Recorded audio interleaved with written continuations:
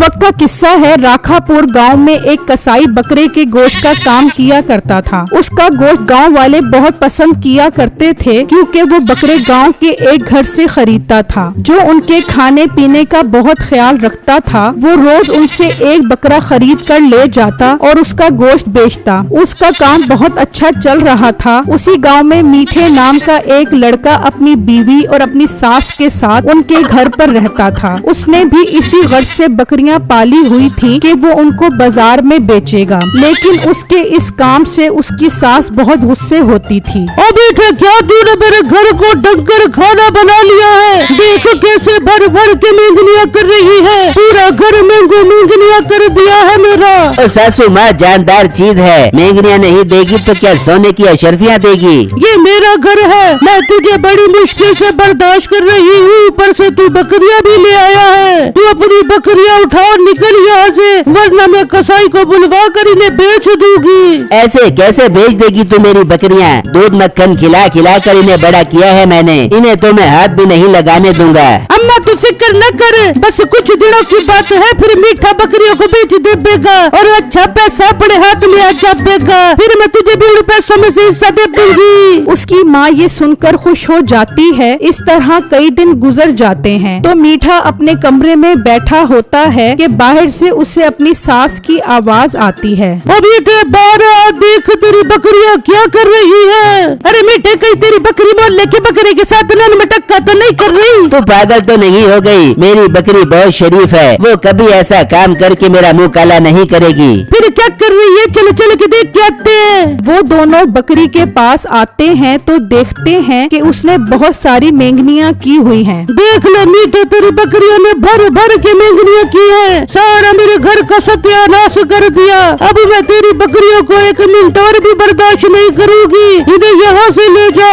और सासू माँ, मेरी बकरी का पेट खराब हो गया है और तुझे अपनी पड़ी है। ठीक है, मैं इन्हें बाजार जाके बेच देता हूँ। मीठा दोनों बकरियों को खोल कर ले जाता है और बाजार में एक जगह बेचने के लिए खड़ा हो जाता है। तो एक ग्राहक वहाँ पर आता है। आप बेटा ये बकरियां बेच रहे हो? जी अंकल, ये दोनों बकरियां बेच रहा हूँ। दूध मक्खन खिलाकर इन्हें बड़ा किया है मैंने। हाँ, दूध और मक्खन तो नजर भी आ रहा है, तभी तो इसे मोशन लग गए हैं। देखो कैसे भर भर के मेंगनियां कर रही है। ओ अंकल, खाते पीते घर की बकरियां है, खाएगी तो मेंगनियां तो करेगी ना। अब तूने खरीदनी है तो बता। हाँ, अगर मोशन न लगे होते तो मैं जरूर खरीद लेता, लेकिन अब नहीं खरीदूंगा। तो फिर यहाँ खड़ा मेरा मुंह क्या देख रहा है? चल निकल यहाँ से। वो आदमी वहाँ से चला जाता है। मीठे को सुबह से शाम हो जाती है, लेकिन उसकी बकरियां नहीं बिकती। तो मीठा सोचने पर मजबूर हो जाता है। यार, बकरियां तो कोई खरीदने को तैयार ही नहीं है। वापस घर लेकर गया तो अपनी सास का सूझा हुआ बूता देखना पड़ेगा। अब मुझे इन्हें कम कीमत पर ही बेचना होगा, तभी तो किसी ग्राहक से मेरा सौदा बनेगा।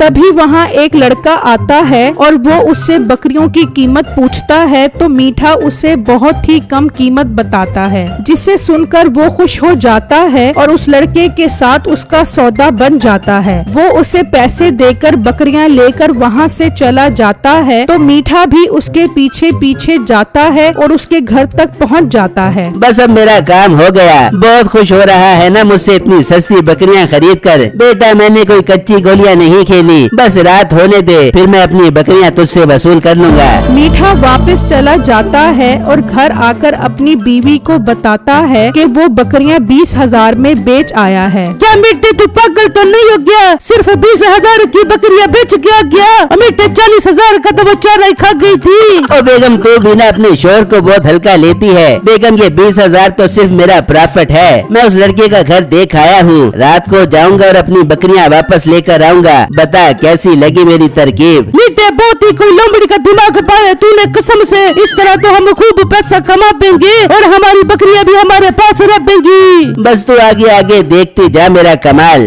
वहाँ बिट्टू उसी कसाई के पास जाता है और उसे बकरियों के बेचने का कहता है। अरे भाई, ऐसे कैसे मैं बकरियां खरीद लूं? पहले बकरियां देखूंगा फिर कीमत लगाऊंगा। ठीक है कसाई भाई, आप मेरे साथ चलो, मैं आपको अपनी बकरियां दिखाता हूँ। बिट्टू उस कसाई को लेकर घर आ जाता है। लड़के, बकरियां तुम्हारी अच्छी हैं। मैं अपनी दुकान पर अच्छा माल ही बेचता हूँ, इसलिए मैं तुमसे ये बकरियां 50,000 में खरीद लूंगा। क्या 50,000 रुपए? अरे भाई मेरे तो मजे लग गए। मैंने तो ये बकरियां आज ही 20,000 की खरीदी हैं और मुझे आज ही 30,000 रुपए का प्रॉफिट हो रहा है। क्या 20,000 की ये बकरियां? अरे तुमने ये किसी नशाई से तो नहीं खरीद ली? हो सकता है ये चोरी की बकरियां हो। मैं नहीं खरीदता तुमसे ये बकरियां। भाई ये चोरी की बकरियां नहीं है, मुझ पर इल्जाम लगाने की जरूरत नहीं है। अगर बकरियां नहीं खरीदनी तो ना खरीदो, मैं किसी और को ये बकरियां बेच दूंगा। कसाई गुस्से में वहाँ से चला जाता है। फिर जब रात होती है तो बिट्टू सो जाता है तो मीठा वहाँ आता है और वो बकरियां खोल कर ले जाता है। फिर जब दिन निकलता है तो बिट्टू अपनी बकरियों के पास आता है तो देखकर परेशान हो जाता है कि बकरियां तो वहाँ मौजूद नहीं हैं। हाय ये मेरी बकरियां कहाँ चली गई? ये जरूर उस कसाई ने मेरी बकरियां चोरी की होंगी। कल तो बहुत बातें कर रहा था कि ये बकरियां चोरी की हैं और रात को खुद ही मेरी बकरियां चोरी करके ले गया।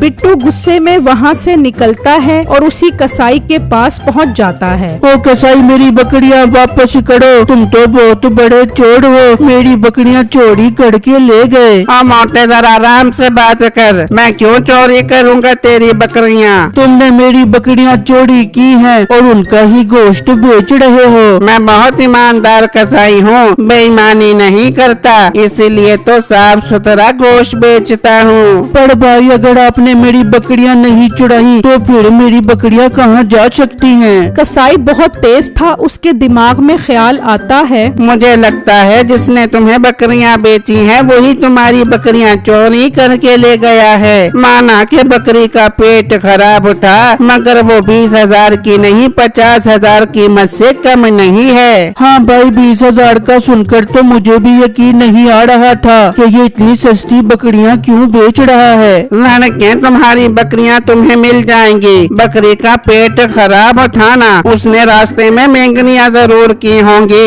हम उसके घर तक पहुंच सकते हैं। ठीक है भाई मेरे साथ चलो और उससे मेरी बकरियां वापस लो। वो दोनों बिट्टू के घर पहुंच जाते हैं और वहां से आगे निकल जाते हैं। थोड़ा आगे आते हैं तो उन्हें बकरियों की मेंगनियां नजर आती हैं। वो उन मेंगनियों के पीछे पीछे जाते हैं तो वो मीठे के घर तक पहुंच जाते हैं। तो क्या देखते हैं कि वहाँ वो दोनों बकरियां खड़ी होती हैं। देखा ना मेरा शक बिल्कुल ठीक निकला और तुम मुझ पर ही इल्जाम लगा रहा था। अब देख ले तेरी बकरियां यही लेकर आया है। भाई साहब मुझे माफ कर दो, अब टाइम जाया मत करो और उससे मेरी बकरियां लो। नहीं ये मुनासिब टाइम नहीं है, इस तरह तुम्हारी बकरियां तुम्हें नहीं मिलेंगी, बल्कि ये यहाँ से बकरियां गायब करके ले जाएगा। हमें से बकरियां कलमंदी से हासिल करनी होंगी, जल्दबाजी से नहीं। पर हम करेंगे क्या?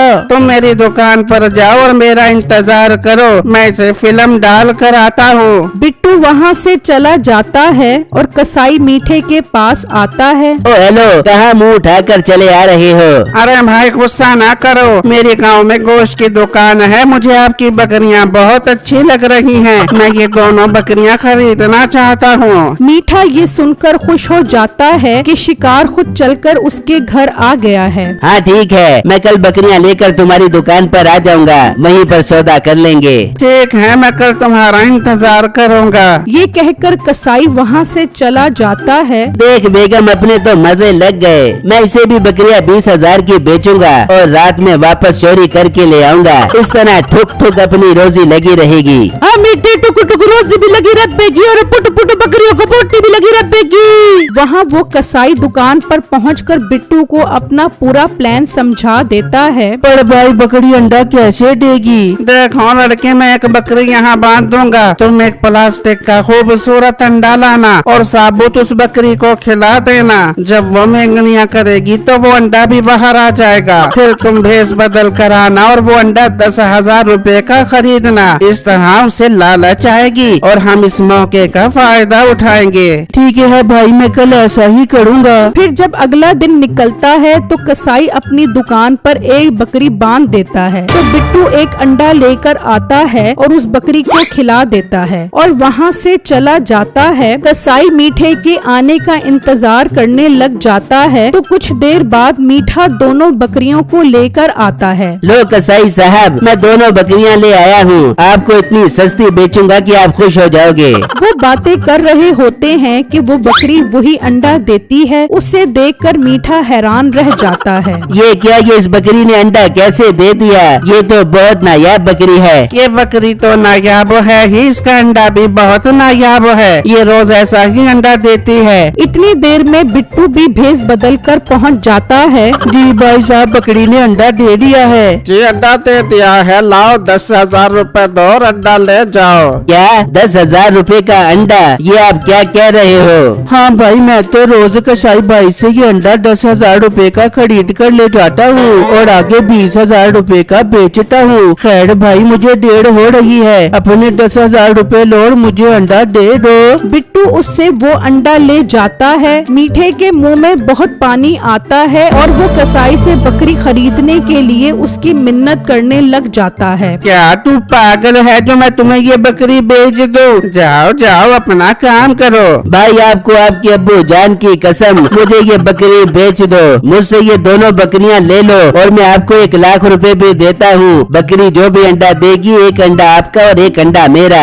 तुम्हारी ऑफर मुझे अच्छी लग रही है। ये बकरियां इधर बांध दो और 1,00,000 रुपया लाओ और ये बकरी ले जाओ। मीठा खुश होकर वहाँ से चला जाता है और घर से 1,00,000 रुपए लेकर उस कसाई को दे देता है और वो बकरी घर ले आता है। बेगम, अपनी तो लाइफ ही सेट हो गई। ये बकरी पूरे 20,000 रुपए का अंडा देती है। मीठे, अभी तक तो महंगी दे रही है, अंडा तो नहीं दे रही। और बेगम, आज का अंडा तो इसने दे दिया था, अब ये कल अंडा देगी। फिर अगला दिन निकलता है और मीठा अंडे का इंतजार करने लग जाता है, लेकिन उसने अंडा कहाँ से देना था। मीठा कई दिन तक अंडे का इंतजार करता रहता है, लेकिन वो अंडा नहीं देती। ओ मीठा, उसने तुझे बेवकूफ बना दिया है। मेरा 1,00,000 रुपया मुझे वापस कर, वरना मैं तुझे मार मार के बकरी बना दूंगी। मीठा गुस्से में उस कसाई के पास पहुँचता है। ये तूने मेरे साथ धोखा किया है। वो बकरी तो अंडा नहीं दे रही। तो पागल तो नहीं हो गया? बकरी भी भला अंडा देती है। चल निकल यहाँ से।